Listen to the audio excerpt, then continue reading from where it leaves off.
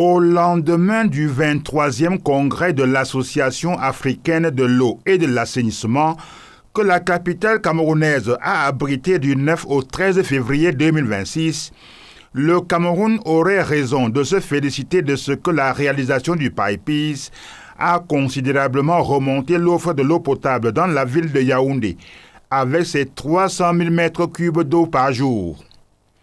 Mais l'impact de cette gigantesque infrastructure de près de 400 milliards de francs CFA serait plus ressenti par les populations si les réseaux de distribution d'eau avaient épousé les contours de la croissance territoriale de la ville de Yaoundé. C'est pourquoi, sur la période 2024-2027, les pouvoirs publics ont entrepris de mobiliser 100 milliards de francs CFA pour adapter la distribution à la nouvelle offre en posant 348 km de réseau tertiaire et en ouvrant 200 000 branchements spéciaux au profit des populations de Yaoundé et d'ailleurs.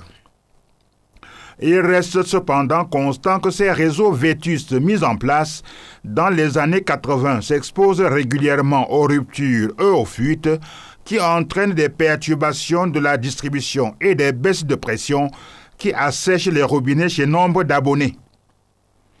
Selon les experts, la solution est dans l'introduction des technologies du numérique dans la gestion du réseau de distribution d'eau. Le congrès de Yaoundé aura aussi porté le plaidoyer sur l'accès à l'eau potable chez les politiques, les organisations internationales telles l'Union africaine et l'Organisation des Nations unies et les bailleurs de fonds dans le but d'améliorer les conditions de vie en ville et en campagne en Afrique. En même temps que l'agenda public prévoit de construire en urgence au Cameroun un méga projet de 400 000 mètres cubes jour pour alimenter Douala, le gouvernement ambitionne également de relever le taux d'accès à l'eau potable en milieu rural pour aller au-delà de 48%.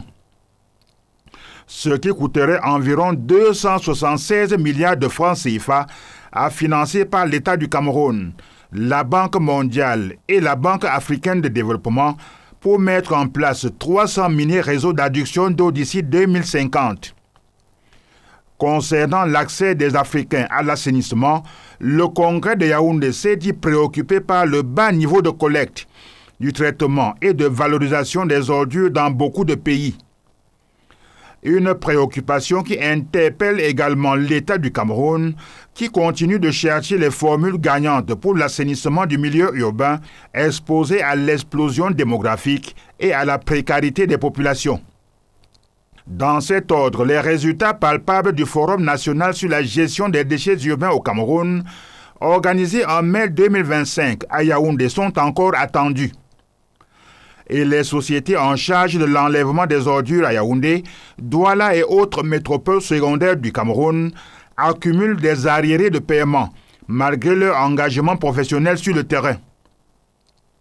S'il faut y adjoindre les ravages des inondations amplifiés par une urbanisation sauvage et un déficit de la culture sociale de l'hygiène et de la salubrité chez les Camerounais, on peut comprendre que le chemin est encore long. Mais la volonté politique réaffirmée ces dernières années permet d'espérer.